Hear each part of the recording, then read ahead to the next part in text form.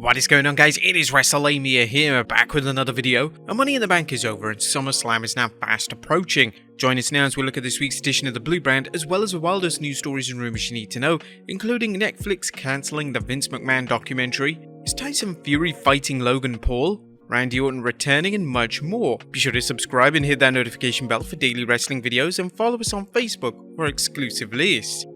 Also check out Wrestlelamia.co.uk and our non-wrestling channel, Incredible.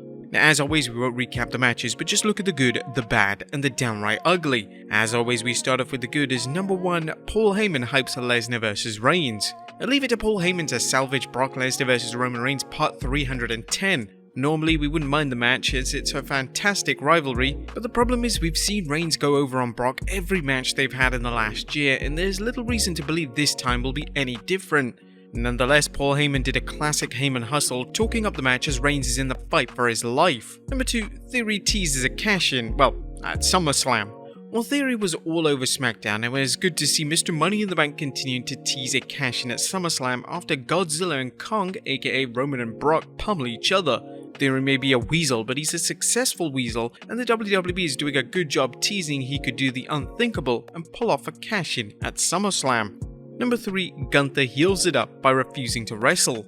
A major props to IC champion Gunther for refusing to wrestle in front of undeserving fans. The vintage heel move was a good way to build heat on him and foreshadow Shinsuke Nakamura challenging him for the IC title. Number 4, Viking Raiders Reign of Terror. A hell hath nerfed Fury like two monsters who haven't been pushed correctly. Eric and Ivar's dismantlement of Shanky and Jinder Mahal, followed by a post-match mauling of the New Day, shows that the Viking Raiders aren't here to play. Hopefully the WWE will follow up with the two cutting a promo where they reveal they're out to make a statement after being fan favourites got them nowhere. Number 5, WWE learning time management. Last night's Smackdown was a reminder of how to fill a show with matches, segments and interviews that forward feuds and other storylines. It was great to see the WWE taking its time letting things play out, whether it's the simmering feud between the New Day and the Viking Raiders, Shanky's upcoming face turn, or the debut of the WWE's new male models. Not everything works, but the WWE deserves applause for finally working on the undercard and doing so for the past several weeks, and a strong stipulation. The announcement of a special referee stipulation for SummerSlam Street Profits vs the Usos rematch was good news. The WWE seems to be catching on to the idea that rematches should be something special, and a special referee can add a lot when utilized properly. But that was the good. What about the bad? Is number 1, Roman Reigns phones it in. Roman Reigns graced the fans with his presence last night, which the WWE likely thinks is a big deal. However, it's difficult to get excited about the same promo from a guy who isn't even a part-timer and does nothing to expand his act. Talk about missionary every night. Number 2, Liv's title win is second place to Rousey vs Natalya. A last night's segment with newly crowned SmackDown Women's Champion Liv Morgan should answer any questions about how strongly the WWE plans to get behind Morgan. And nothing says indifference when a champion comes out to celebrate and she takes a back seat to Natalya and Ronda Rousey. The WWE could have come up with any number of ways to finish the Rousey vs Natty program without making the new women's champion look like an extra in a movie. Number 3, an anticlimactic turn. Lacey Evans' heel turn was both expected and anticlimactic, and bad for her as well as a seemingly always hapless Aaliyah. The WWE has blurred its way with Evans' return from maternity leave, spending weeks with vignettes highlighting Lacey's childhood struggles and long road to personal and professional success. Regrettably, the promotion's decision to turn her heel was either spur of the moment or poorly executed, as Evans inexplicably went from SmackDown to Raw only to float into WWE limbo before returning to the Blue Brand. Her attack on Aaliyah was fine to get her over as a heel, but Aaliyah has gone from a promising prospect to a personal punching bag for any women looking to get ahead. Number 4, a bad Butch bait and switch.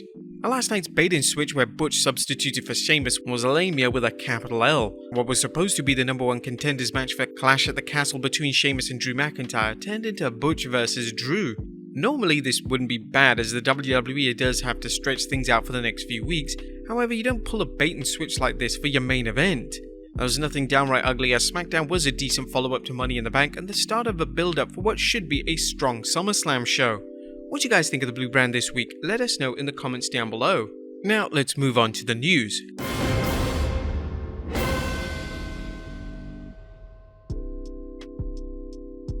Now first we looked at, did Netflix cancel a Vince McMahon documentary? Atop of the news today is the latest fallout in the Vince McMahon hush money scandal, as now fans are asking, did Netflix just cancel its planned Vince McMahon documentary?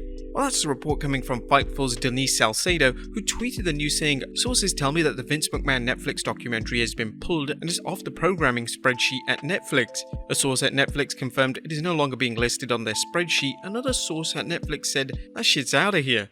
Another source indicated that the project was already deep in post-production and that several talent interviews had been done months ago and that millions were spent. I spoke to one of the producers on the project, however they declined to confirm nor deny this story to me. Now, as you viewers know, we predicted McMahon could lose the Netflix documentary after his current hush money scandal broke, but what was the series supposed to be about? Well, earlier this year, Collider's Matt Villey reported Emmy-nominated writers Mika Fitzsimmons-Blue and Noah Harpster will serve as the co-showrunners on the upcoming limited series The United States of America vs. Vince McMahon for the WWE and Blumhouse Television. The series will be a scripted, dramatic portrayal of the steroid trials that the titular pro wrestling chairman was faced with during the mid-90s. The series was reportedly going to go into detail of Vince McMahon's battles with the media and the federal government. A rumor has it that McMahon would have been portrayed favorably. As you might expect, Netflix might have had trouble finding sympathetic viewers with Vince McMahon under fire right now. This could be the least of Vinnie Mac's problems if the story in today's Wall Street Journal about multiple non-disclosure agreements proves accurate though. Are you guys disappointed that the Netflix documentary may be cancelled? Let us know in the comments down below. Next up, Tyson Fury fighting Logan Paul. Or could Tyson Fury battle Logan Paul in the near future? You may recall a recent story that Fury has been negotiating with the WWE for a wrestling appearance, but as of now, nothing's been announced. A Tyson Fury vs Drew McIntyre match seemed like a foregone conclusion at one point as the two traded taunts on social media for months, but the pandemic put a stop to any talk of Fury returning. However, with questions about whether Drew will face Roman Reigns at Clash at the Castle, there's talk the Gypsy King could face Logan Paul. Dave Meltzer discussed the situation in this week's Wrestling Observer newsletter and whether Fury vs Paul would work. It would be a risk since both don't have much experience, but given that Jake Paul and Tommy Fury, Tyson's brother, have been linked of late for a fight, Logan Paul would have a storyline to it. It's a real life one, but not necessarily one that a lot of wrestling fans would know, but they could tell it. There is a size difference and credibility and fighting difference, but pretty much anyone Fury would fight in WWE, besides a few guys who are McIntyre size, would have that.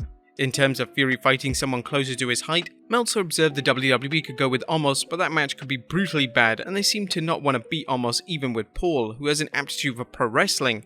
It's two guys with one match against each other and Fury didn't show an aptitude in the ring in his debut but does have the talking ability and presence. Now Meltzer discussed how Jake vs Tommy was scheduled for 8th June in Madison Square Garden, but a visa issue led to Jake fighting Hasim Rahman Jr. on that show.